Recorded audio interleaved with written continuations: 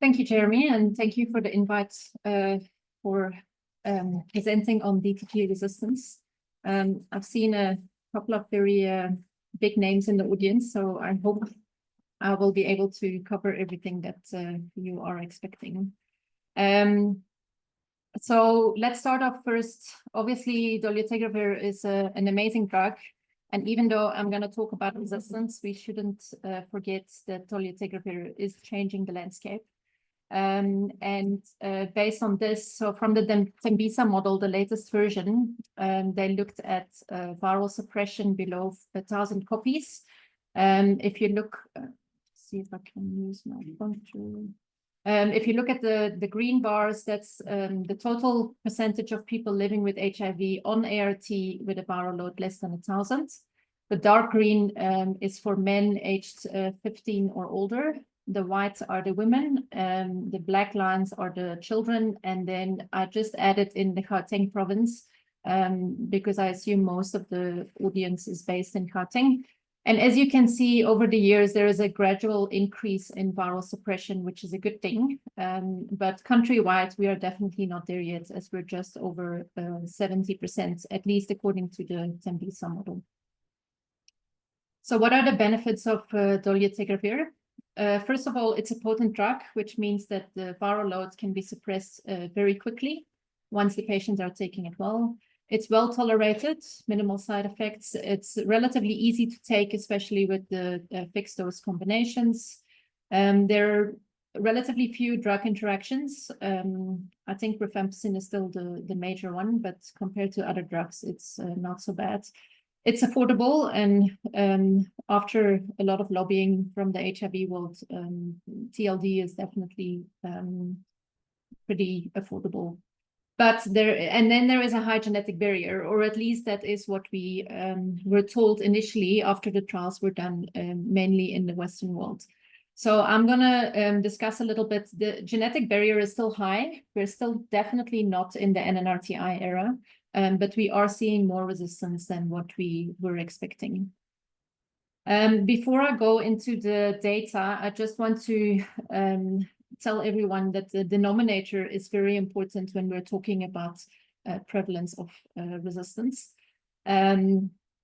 If you look here in the graph, there are 100 people on DTG-based ART. Let's assume that 10 people of those have virological failure, and 3 of them present with DTG resistance.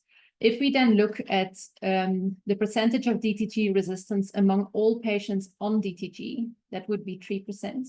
But if we look at those only with virological failure, that would be 30%.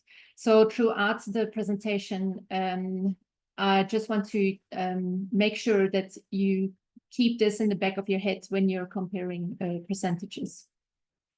The next thing that we need to take into account is context. And I'm first going to go through a couple of clinical trials in different populations.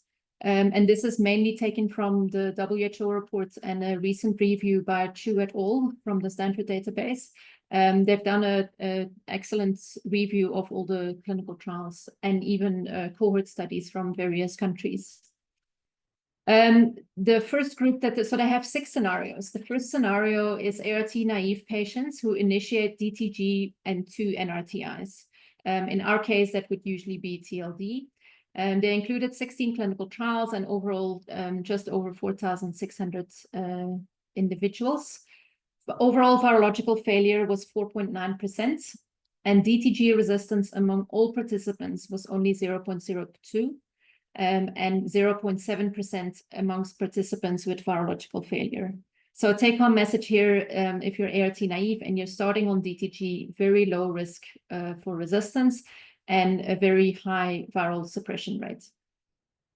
The second scenario, which might be less relevant for the setting that we're in, is clinical trials in ART naive patients who initiate DTG plus 3TC, so just a dual regimen. They included 4 clinical trials, over 1,000 individuals. Virological failure rate slightly higher, but not that much different. And again, DTG resistance was 0.1% of all participants. and 5.9% amongst participants with virological failure and who had the genotype done, because not everybody in these clinical trials with detectable viral loads had a genotype done. So you can see that the prevalence is increasing slightly, which is most likely due to the dual therapy that these patients are taking. Scenario number 3, and that is one of the most common ones for us.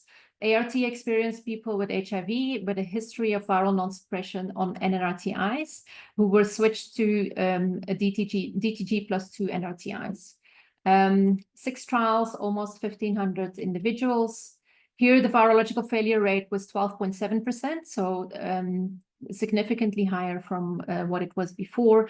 And the range was from 3.5 to 25.3, depending on the setting. DTG resistance, 1.6% of all individuals. But if you look at the prevalence amongst individuals with virological failure, we are about 1 in 5 that present with resistance. And this is very similar to what we see in the program at the moment, but I'll get back to those details a bit later. The 4th scenario, ART experienced people, but they have a suppressed viral load when they are switched to a DTG-based regimens. Here, the virological failure is 0 to 5%, so much lower compared to scenario 3. But there are very few individuals, and they only did genotypes in 3 individuals in these trials, and no INSTI resistance was found. However, the sample size is obviously very small. Then scenario 5 and 6 are not that relevant for us, but in the Western world, they might use these approaches.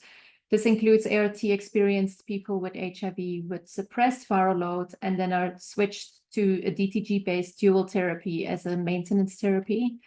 Virological failure also below 5%. And again, they have not found any mutations in those with genotyping done, but only 19 individuals met that criteria. Final scenario, ART experienced people with suppressed viral load and then switched to DTG monotherapy. Virological failure, about 7%. DTG resistance, about 3%.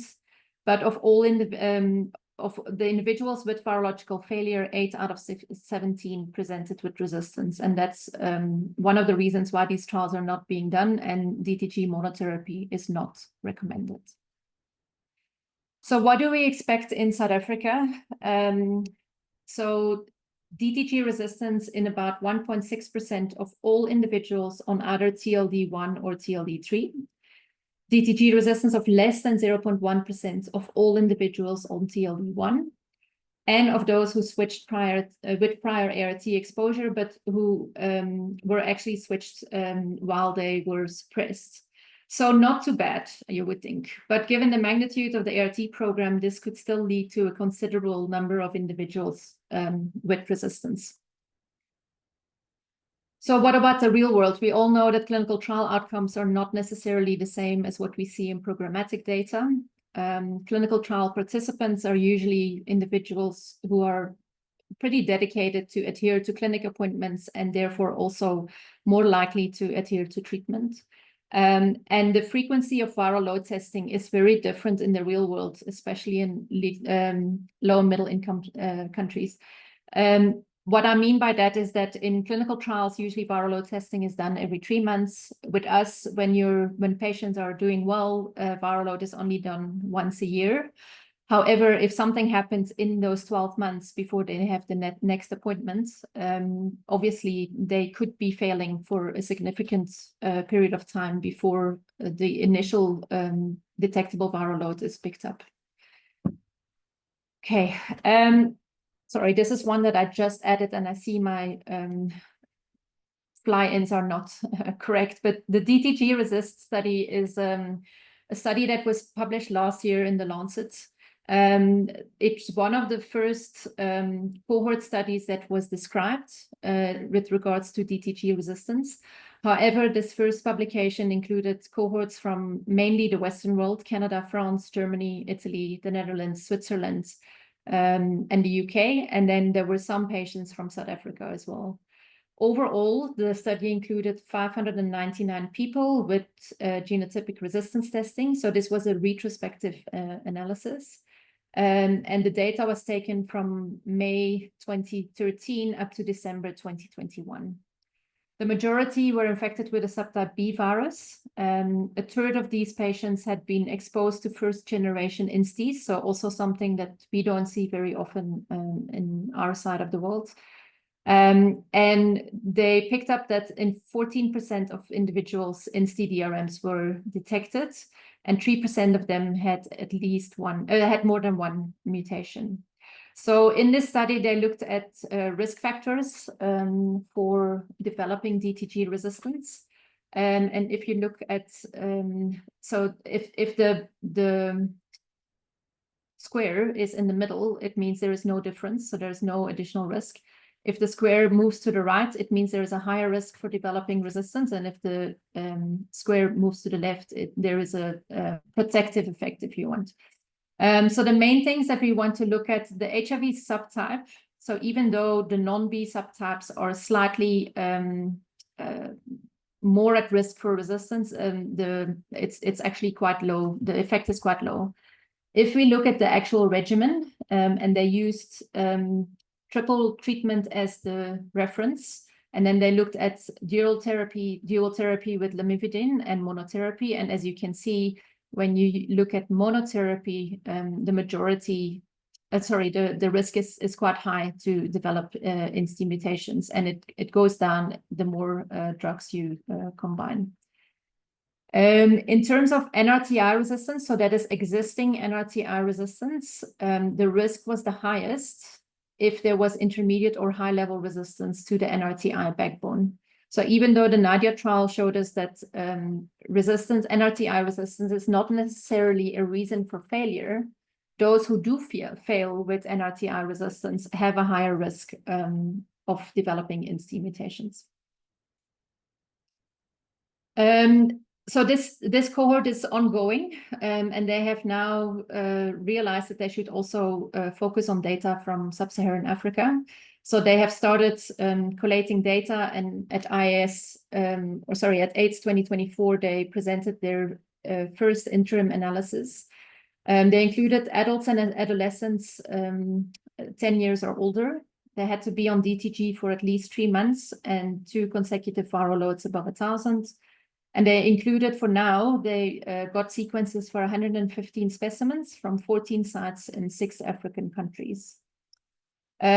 All of the samples were non-B subtypes, majority subtype C, but also the AG 17%, A1 8%, and then 18% was a mix of other subtypes. Here they found 24% of the included samples with resistance, and all of them were from treatment-experienced individuals. So again, still very much in line with what we've discussed before. The most common resistance mutations, and some of these will come back at a later stage, is 138A and K, G118R, and then also the combination G1118R, 118R and E138K. So they have not looked at risk factors yet, but that's definitely what they are planning to do. So what else do we see from programmatic data, or in this case from surveillance data? So the latest WHO drug resistance report, which was published beginning of last year, they included 4 surveys that were done where DTG resistance was assessed. Here again, I just want to say again that the denominator is important, because in this case, all the surveys are done just among samples from patients with a viral load above 1,000. So this is not looking at prevalence across the whole population. They are, so in Uganda, they found about 4% with resistance, Ukraine about 6.6%, and Malawi about 8.6%. You might notice the much higher prevalence in Mozambique, but if you look at the inclusion criteria for Mozambique, they specifically looked at treatment-experienced people that transitioned to TLD and then experienced confirmed virological failure. So obviously, this is a much more selected group, and that's probably why the prevalence in this survey was quite a bit higher. So we also did a survey in South Africa, or we have been doing surveys over the last couple of years. I'm going to show this slide twice. I'll come back to it a bit later when I'm talking to drug level testing. But so we've done the surveys from 2019 up to, well, we actually did one last year, but we're still analyzing the data. You can see the sample sizes over here. So usually at least 500 samples, 2 surveys even included more than 700 samples. And overall, we found that the prevalence of DTG resistance increased from 0.2% in 2021 to 2.3% in 2023. So again, very much in line with what the surveys and the WHO reports have reported. Now switching to the NHLS database. So last year, Dr. Hans presented this data on a retrospective analysis of samples that we had processed in our lab between July 2021 and April 2023. We found 43 patients that had resistance out of 162. And if we look at DTG resistance only, it was about 24%. If we look at only those with INSTI mutations, so remember the sample size is very small, only 43. The majority was on DTG, and only 2 patients were actually on RAL exposure. So it does give a relatively good idea of what we're actually seeing in the DTG era. Even though the guidelines say that we should only do INSTI testing after the patients have been exposed for at least 24 months, only 70% of the samples that we processed actually met that criteria. If we look at the resistance profiles, this is just not for you to remember all the mutations, but just to show you that the actual patterns of resistance are quite varied. And there are quite a few patients with multiple INSTI mutations by the time we actually pick it up. The other thing that I want to highlight is that some of these, we didn't have duration of treatment for all of them, but some of them definitely had treatment less than 24 months on DTG, indicating again that the guidelines will have to change, and actually will change. The Department of Health is working on changing the recommendation to wait for 24 months. Similarly, in a review from 2023, they also looked at mainly clinical trial, but they looked specifically for resistance profiles.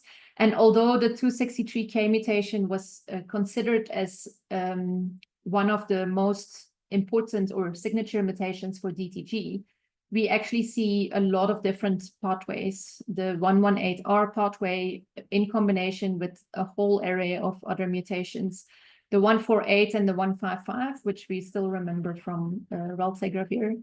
And then there are also a few that is in terms of combinations of multiple mutations. So just to give you an idea, we are not in the efavirenz era where everybody has a 103 or a 181 mutation. So yeah, we see quite a variation.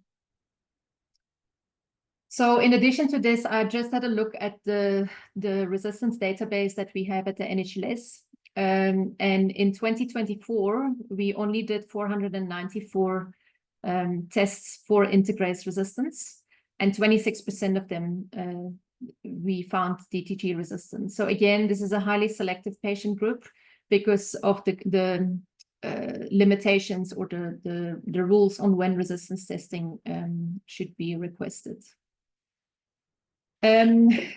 Just last month, there was a paper published from the Cape Town group where they looked at DTG resistance in the Western Cape. So they did do genotyping based on national guidelines, so also including the 24-month waiting period. However, they needed pre-approval required by the committee before resistance testing was done. The data time frame that they looked at was February 2021 to June 2024. Patients had a median duration of viremia on DTG of about 15 months, ranging from 8 months to 21 months. And the most common mutations, again, 138, 118, and 263. If you look at the graph here below, this indicates, the first bars indicates the applications that they received, which was 99. 2 applications were not approved because there were indications that there was poor adherence. Then they had 70 odd samples on which GRT was done. The reason why there is a drop here is that some of these patients, their viral load resuppressed by the time they wanted to take the sample for genotyping, and some of them were lost to follow-up.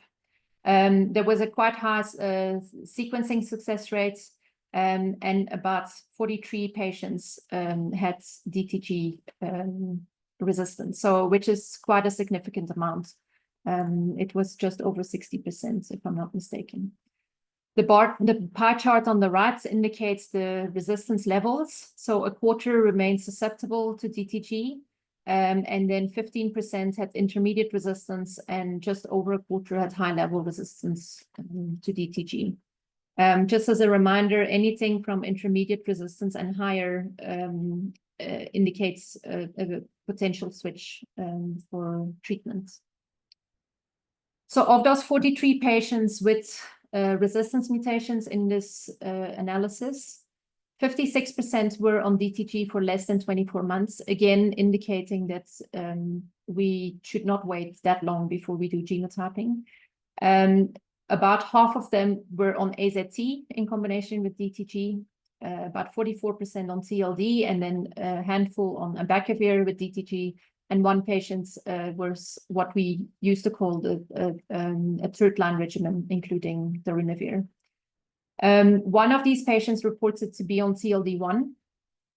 4 were switched from NNRTI-based first line. 8 were switched from a PI-based second-line regimen, and 6 were switched from AZT, 3TC, DTG onto TLD. For the others, they didn't specify the information, so I assume that information might not have been available to the clinicians.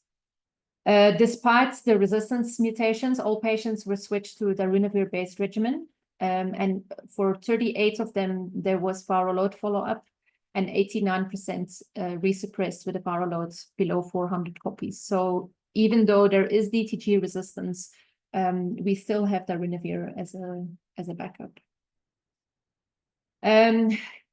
Now I'm going to present a bit more data from other African countries. So in Malawi, they presented the outcomes of their national HIV treatment program. They have about 1 million people with HIV. About 88% knows their status. 98% are on ART, so they have very good coverage. And of those on ART, about 97% were virally suppressed. They did a full transition to DTG-based regimens between 2019 and 2021. But in most cases, the switch to DTG was often without the knowledge of viral load. So it is possible that quite a few patients were switched while they were viremic on their initial regimens. A similar graph as what I presented for the Western Cape data. So they also have a pre-approval system. So they looked at 317 applications. They only approved about half of them. And then the samples were actually sent to us for testing at the time. And there was a bit of a drop in terms of the success rates, mainly because they used dry blood spots for the testing.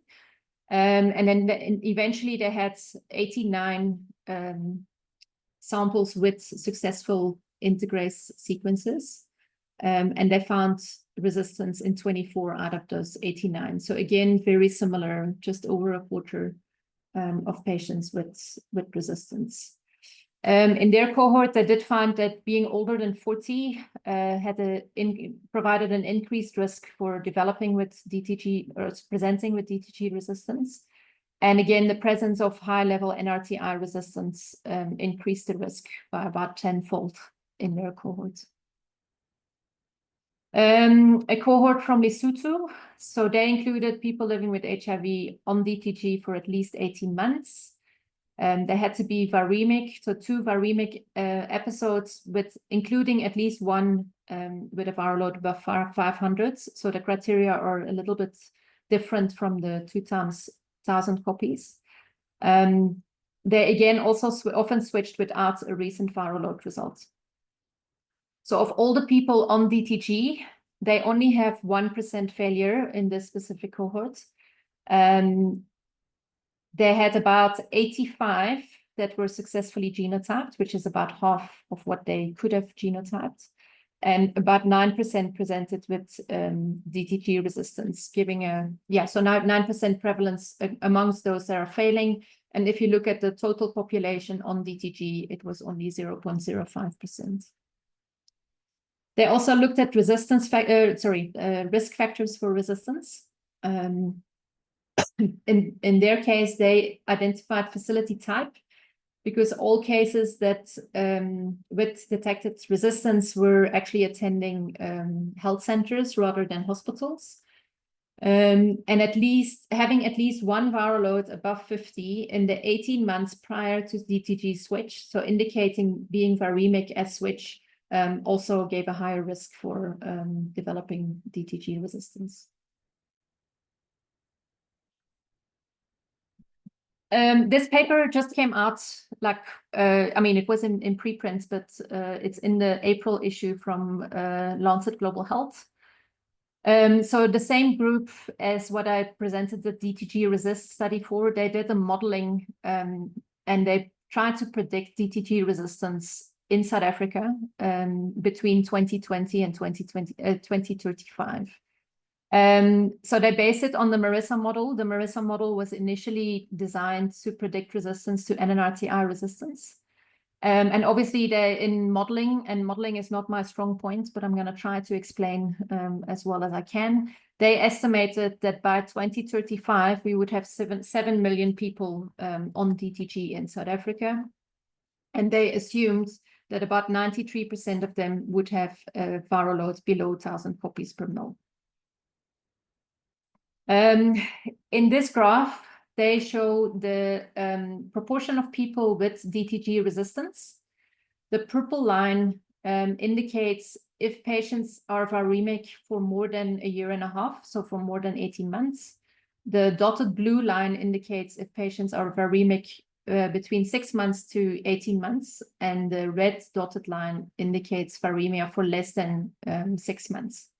So again, estimating that 6 to 8% of patients on DTG are virally unsuppressed, they predicted that DTG resistance would go from about 18% in 2023 up to possibly about 42% by 2035, which is obviously a massive increase. However, they did see substantial differences if patients have only a limited time that they are viremic. So again, the quicker we detect virological failure and the faster we actually intervene, the lower the chance for resistance. They also suggested some mitigation strategies. They looked at switching to a PI-based regimen without genotyping or with genotyping.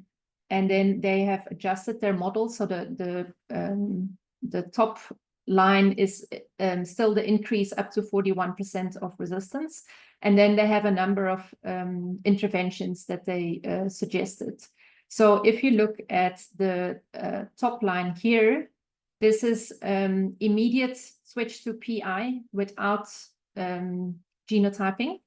Within 6 months, the resistance prevalence would drop from 41% to about 13%. The red line indicates immediate switch to PI-based treatment within 6 months of viremia, and then it would drop to 8%. If, however, we would do genotype resistance testing first before we decide whether they should switch to a PI-based regimen, then it would drop, if you do it within 12 months, to 10%. And within 6 months, the prevalence of resistance would actually go down to about 6%. Obviously, these are just models. It's only done on paper. And how would this be a possibility? Or how can we actually reduce the risk for resistance? First of all, I think we need to continue monitoring resistance through surveillance. The disadvantage is that these exercises are quite costly. Results take time to be reported. And often, or at least what we experience here in South Africa, is that there is lack of clinical information. So it's very hard to interpret the results. Switching patients from DTG to a PI-based regimen, with or without genotyping, again, is costly because darunavir is costly. It increases the pill burden. And obviously, you will then see an increase in PI resistance, especially if adherence is not addressed. Timely viral load testing and resistance testing, I think, is definitely something that needs to be done. Again, as I mentioned, if you only do a viral load every 12 months, there is a possibility that a patient might be failing up to 12 months before the first detectable viral load is detected. And then the one point that I'm very interested in is improving the identification of patients at the highest risk for resistance through drug level testing. So why have we thought about drug level testing as an indicator to help us to look in a more objective way on who has the highest risk for resistance? This graph is taken from the HIV drug resistance dashboard from the NHLS. It indicates by province, so each province is a color, the number of resistance requests that we received at the NHLS. The graph starts in 2019, and we did almost 5,000 genotypes a year. Then we see a gradual decline, possibly because of COVID. And then there is a drop from 2022 to 2023 in about a drop of 45%, and then another 50% drop in the year thereafter. Obviously, the 2025 data is incomplete. That's why this is also a steep curve, but I suspect that this curve is leveling off a little bit. And there might be two reasons why we see such a significant drop in the number of requests per se. First of all, obviously, most people are on DTG and the viral suppression is much better. So we might have fewer people that require resistance testing. But I think also the very strict guidelines, waiting for 2 years on DTG, having adherence counseling and adherence assessments, and only taking patients with at least 80% adherence measured in an objective way has been very challenging. So I suspect, and many other colleagues suspect, that some healthcare workers are actually very reluctant to ask for resistance testing because of the strict guidelines. This slide was prepared by Dr. Wessels, who's been assisting the DOH with the advanced HIV disease guidelines. So we all know that effective ART is crucial for long-term survival.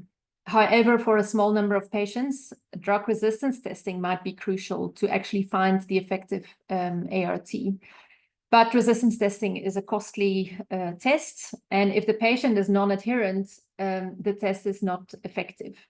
The reason for that is because when we do resistance testing, we look at replicating virus, and the replicating virus population changes based on drug exposure. So if there is drug exposure, the virus that has the biggest benefit to replicate, so the one with mutation, is going to replicate better. Whereas if the patient is not taking their treatment, there is no drug exposure, which means that the viral population might be mainly wild type. So we might not even pick up the mutations that confer to resistance. So we have this imbalance between what we probably were doing in 2019 with 5,000 tests a year, that we were doing quite a few resistance tests in patients that had inaccurate adherence assessments. And therefore, we were doing too many tests for patients that actually don't need it. Whereas now with the current guidelines, we see a very sharp decrease in the number of tests that are being requested, and that's mainly because of the gatekeeping. So not only the criteria that needs to be followed, but also having to get approval upfront from an expert to actually be allowed to ask for the resistance test. So what we kind of want to go for is whatever is here in this green triangle. We want to look for patients with drug resistance who actually need resistance testing. So we need to kind of tip the balance a little bit to get a more efficient testing strategy. So what do we know about DTG drug exposure testing? As I mentioned, we've been doing these surveys in using remnant viral load specimens above 1,000 in South Africa. So we would sample from all the viral load labs within the NHLS, and we would do this proportionally to the number of tests that were done in each lab and the virological failure rate in each of the labs. Because we did not have access to treatment history, we used ARV drug levels as a proxy for treatment exposure. So in this survey, we would test for a whole array of ARVs, not just Dolutegravir, obviously, because we just wanted to see, we were under the impression that if we could find a trace of an ARV, then we could at least say if these patients were on an NNRTI, a PI, or a DTG-based regimen. So this is the same table as what I showed earlier, but I now want to focus more on the drug level results. So if you look at the first red block, in 2019, we only detected at least one ARV in just over half of the samples that were tested. So half of the samples with a viral load above 1,000. Sorry. This dropped to 52% in 2021 and then went up again to almost 60% in 2022. However, in 2023, when DTG was really properly rolled out, we only picked up any detectable drug level in about a third of the patients with virological failure. Now, initially, we thought this was an artifact, but preliminary analysis from the 2024 study indicate that it's actually very similar. So there are fewer and fewer people that fail with detectable drug levels in their blood. Before we go to DTG, if you look at efavirenz being detected, it definitely goes down over time, which is in line with the change in the guidelines. But there are still some patients that are on efavirenz despite the rollout of DTG. Detectable DTG increased from 2021, 7% up to 18% in 2023.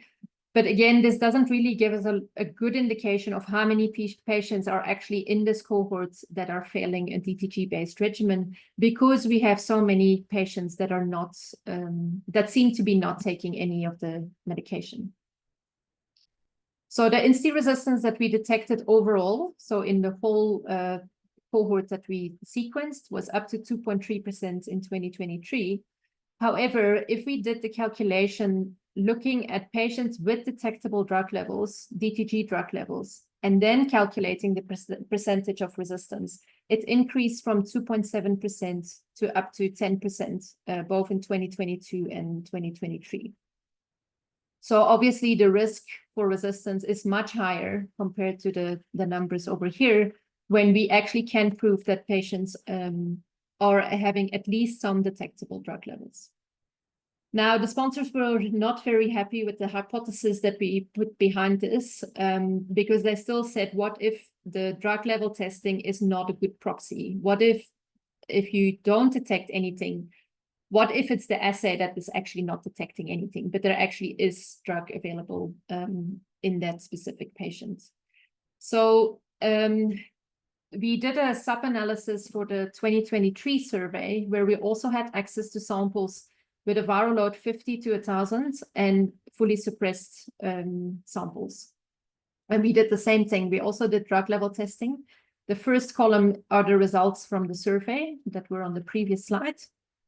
The middle column is for the low-level viremia, and then the last one is for the ones that are suppressed. And if you look at any ARV detected in the suppressed population, almost everybody had at least one drug detected. So this does indicate that drug level exposure testing is actually a pretty good measure to say which drug they're taking if the patient is taking medication. This percentage drops to about 85% in the low-level viremia, and then up to 37% in the patients with viral loads above 1,000. Similarly, if we look at DTG detected, if you look at the suppressed population, the large majority, 88%, had detectable DTG. This dropped to 78% in low-level viremia, and then only 18% in the ones with viral loads above 1,000, indicating again that most of the failure that we see is related to poor adherence. So based on this, we embarked on a couple of studies. This is a poster or an extract from the poster that was presented at CROI a few weeks ago by my master's student.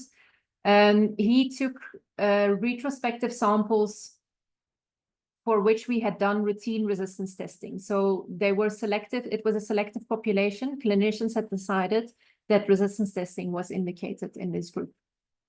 The median age was about 35.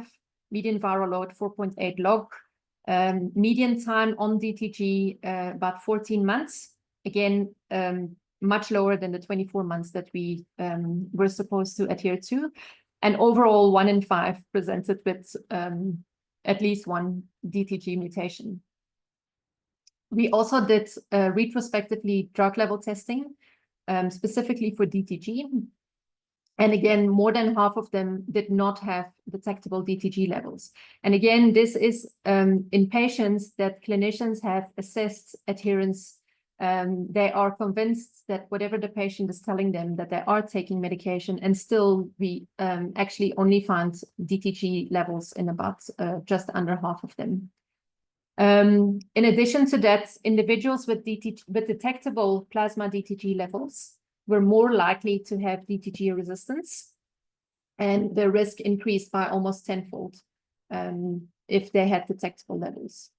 But the main question then is, it's all fair and well to say if you have DTG detectable levels, that you have a higher risk for resistance, but how many are we missing in the samples where DTG levels were undetectable? That's why we calculated the negative predictive value. And in this cohort, the negative predictive value was 94.2%, indicating that in only 6% of the patients, we found resistance, while the DTG levels were undetectable.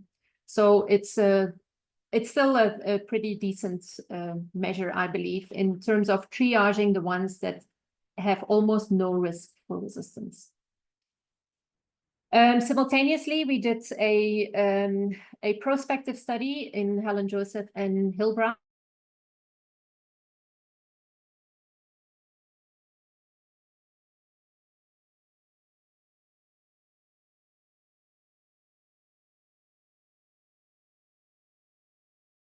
In this prospective cohort, we were looking for patients on DTG-based treatments.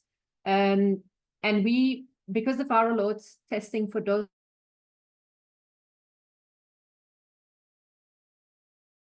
two facilities is done in our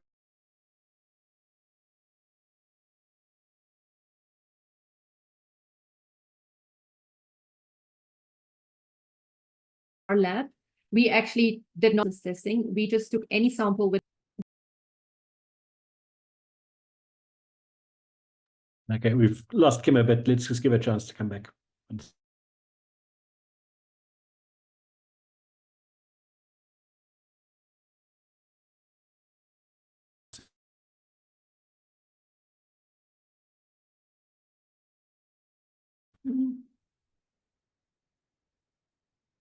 Sorry, it looks like I dropped out briefly. You did. You just need to reshare the slide. No problem. No problem. Where did I you up to the last slide where you're talking about the etrema at Helen Joseph. Okay. If you start there again, we're all perfect. So share again. Can you see the slides? Yeah, that looks perfect. Yeah. Okay. Sorry about that. NHLS connectivity is not always No the best. So I was saying that we actually did this from a laboratory point of view. So we looked specifically for samples with viral loads above 400. Once we would then link back to the clinic, they would confirm if the patient was on DTG. And at the next visit, the patient would be asked to participate in the study. And only after consent was obtained, we did a dolutegravir exposure test. For those that tested positive, we did resistance testing immediately, and the results were communicated to the clinician. For those that tested negative, we initially did no further testing, but now that the study is completed, we are retrospectively analyzing the ones with DTG negative levels as well. So again, this is an interim analysis. So up to now, we have actually managed to enroll 400 cases. But in this case, this is about 288 samples, so just over half. The median duration on DTG in this cohort is 11 months. So it's even shorter than in the retrospective analysis that I showed just now. And the majority of patients were on TLD. Of the 288 samples, sorry, just to take a step back. So because this was a prospective cohort, there was a possibility that we had more than one sample for the same patient, but we included any sample above 400 in the time period that we conducted the study. About 20% of the samples had low-level viremia. And in those, in the ones with low-level viremia, 64% of them had detectable DTG levels.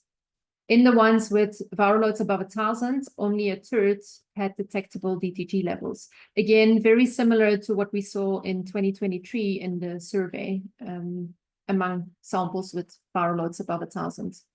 We then did reflex sequencing for those with positive DTG levels. And we found 10% of resistance in those with low-level viremia and 19% resistance in those with viral loads above 1,000. Then retrospectively, we did negative predictive value. So we took 100 samples with undetectable DTG exposure, undetectable DTG levels. And we then did resistance testing. And we did not find resistance in 93% or 93 of the samples because it was out of 100. That was on a sample basis. But if we then include it on a patient level, where we actually include the follow-up samples, and we included any detectable DTG levels in any of the samples as detecting resistance, then our negative predictive value was almost 98%. So only in 4 individuals did we find a single mutation in the virus, whereas there was no sign of detectable DTG levels. So this kind of indicates if you would do this in a programmatic manner, if you would exclude a sample because the DTG level is undetectable, and this patient is intermittently adherent, that patient is likely to continue to fail. And it's possible that at the next visit, there will be a detectable drug level and you will do a resistance test and you will pick up the resistance. So it's just, you will just need a little bit more time to actually pick it up. So based on this, and after a lot of consultation with the Department of Health, we have now proposed a pilot. And if the pilot is successful, it will be included in the advanced HIV guidelines, where we do actually do a reflex testing strategy, not based on the lab yet, but still via referral from clinicians. So how would this work? The clinician would identify a patient on DTG for 9 months or more. So again, the change from 24 to 9 months, 2 elevated viral loads, and obviously adherence assessments and interventions in between. At the next visit, you would reassess the viral loads for the next routinely scheduled visits.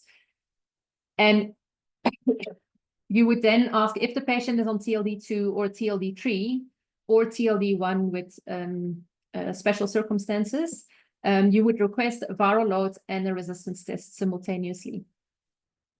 When these samples arrive in the lab, we will first do the third viral load test. Only if that viral load test, if that viral load test is below 1,000, we will issue the result and we will reject the test request for resistance testing. And you can just continue with the routine care and viral load monitoring, because this means that your adherence interventions have paid off and the patient seems to be improving in adherence. If the viral load is above 1,000, we will reflex to a drug level test. So the clinician does not need to specifically request this. We will do this in the lab. If the drug level test is negative, you can do a drug level informed adherence counseling. You could, for example, use this as I'm not a clinician, but from what I've heard, it's very difficult if a patient is claiming that they have taken their medication, it's very difficult to find out if they're telling the truth or not. But if you now have a laboratory test that can tell you that the patient has not been taking their medication, at least in the last 5 to 7 days, this could actually shorten the adherence counseling, because you start from a different viewpoint altogether. If the DTG levels are detectable, we will then proceed with the resistance tests. If there are no drug resistance mutations, you can again use this together with the detectable drug level test in terms of counseling, because this could be maybe a patient that is not very adherent, but once they realize, oh, I have a clinic appointment in the next week, they might start taking their medication. So we will detect the medication, but it might not have been present at a high enough level to actually select for mutations. And then obviously, if there are NCDRMs, then you can submit the application for an individualized third line regimen. So this is kind of what we would like to assess. The primary objectives of the study are more from a logistical point of view, because I think the data has shown that because the negative predictive value is so high, that this will definitely kind of reduce the unnecessary tests for resistance testing.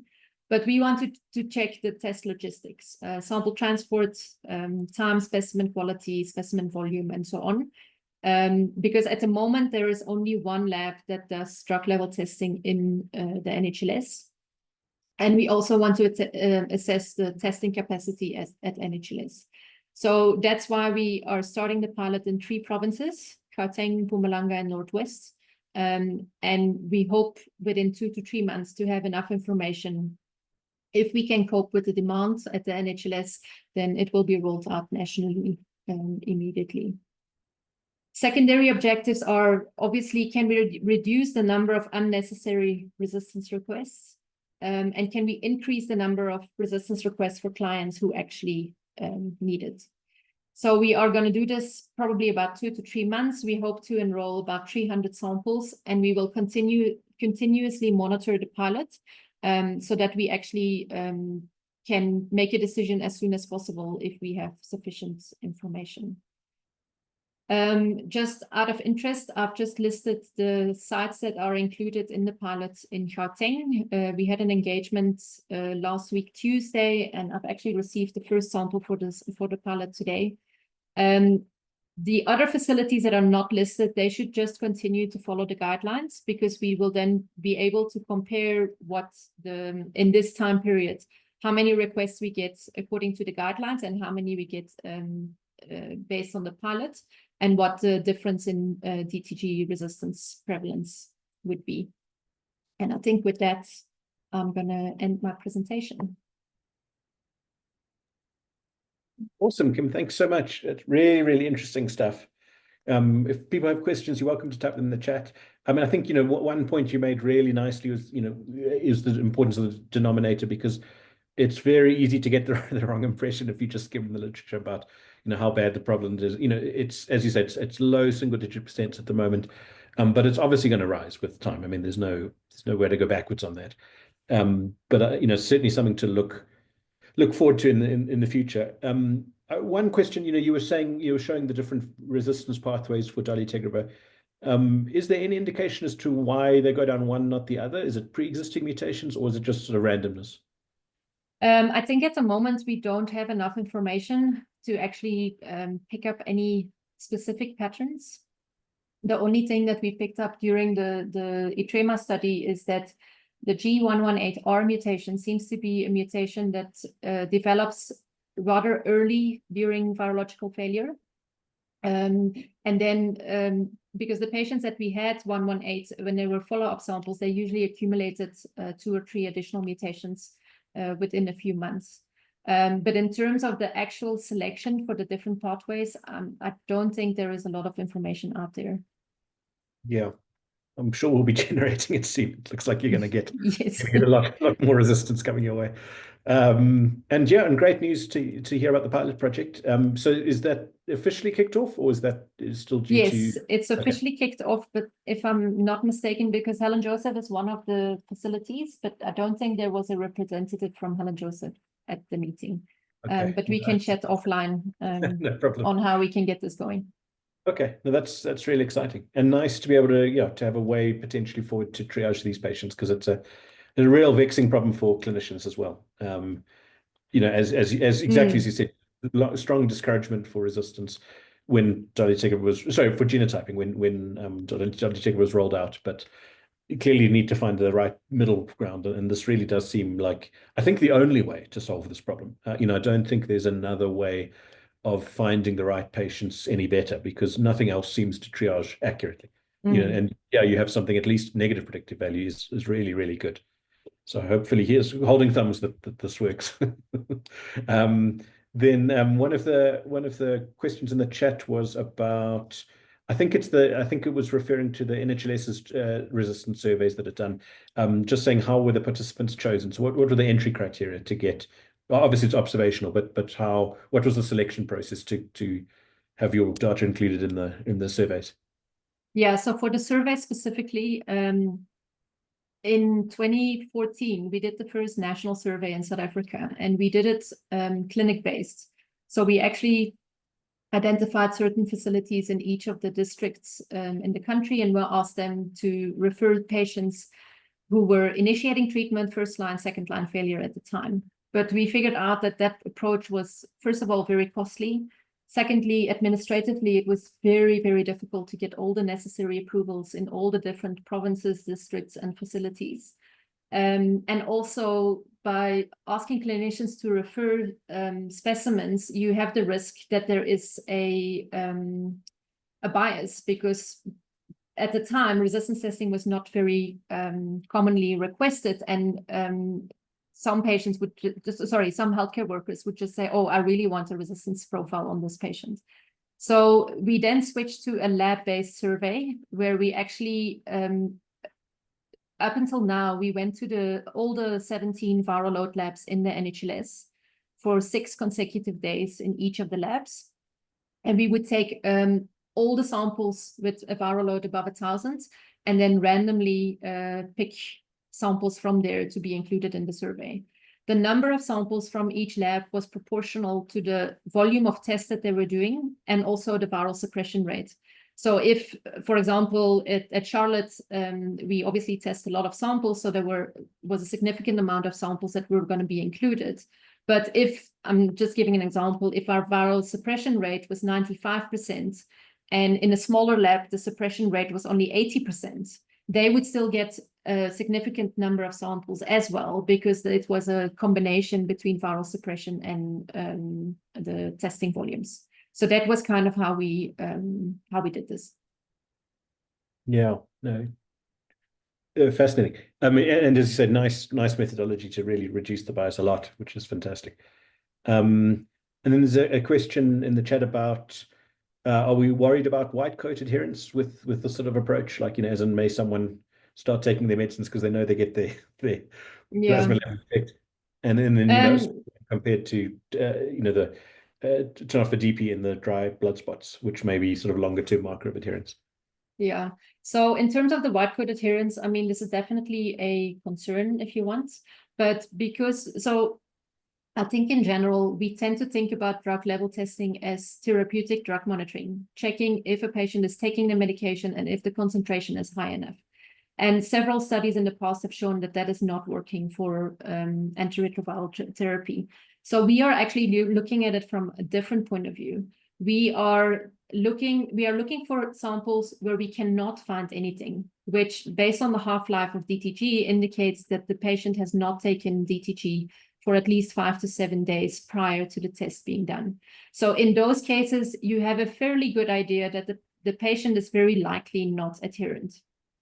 Whereas in the ones where we do pick up the DTG levels, yes, you have two groups. One of them are the ones that have pretty good adherence and they might have resistance. And then there is another group that, as I mentioned during the talk, they might say, oh, I have a clinic appointment next week. I haven't been taking my pills for the last 3 weeks. I better start now. So obviously in those cases, we will not find, we will unlikely find mutations because they are not true adherent. So we're looking more at excluding samples for resistance testing based on non-adherence than looking for true adherence for the samples that we will be testing, if that makes sense. Yeah, it does. And it's a really, really, really good point. And obviously, it's a bit of a moving target. So, this research has to keep going, because people may change their patterns and that, but I think your point is really well made. Yeah. And about tenofovir diphosphate, it is true that will give an indication of a longer term adherence. But again, it is more expensive. It's also done on LCMS.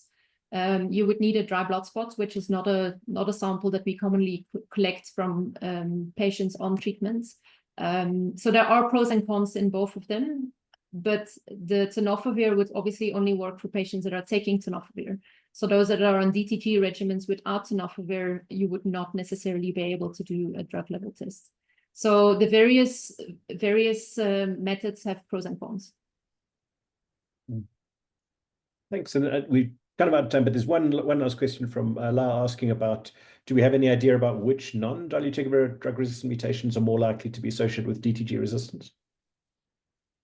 Meaning cross-class. Yeah. So I guess like I said, the pre-existence of NRTI mutations does not seem to impact the viral suppression rates. However, in those patients that are not suppressing on DTG, they have a higher risk for developing resistance. In addition to that, there was a recent, it was presented at CROI and they just published a paper. It's at the moment still in vitro experiments, but a lab has found out that if you culture the virus in presence of DTG, there seem to be some mutations in the capsid and in the envelope that develop before mutations in the integrase genes are being generated. And the group has reached out to our lab through WHO. So we're going to look into looking at least at the capsid mutations because envelope is a bit tricky. To actually see if we can find anything of non-INSTI mutations that still confer resistance to DTG. Thank you so much. That's fascinating. Please do let us know about that because that really is a new frontier. But yeah, thank you so much. We have to leave it there. There's one other question in the chat. I don't know, Kim, if you have time, you're welcome to type the question there. But we need to move on to the second half. But thank you so much for your time. Really, really, really expert stuff to hear from you and fantastic to hear the latest. So hugely appreciate it.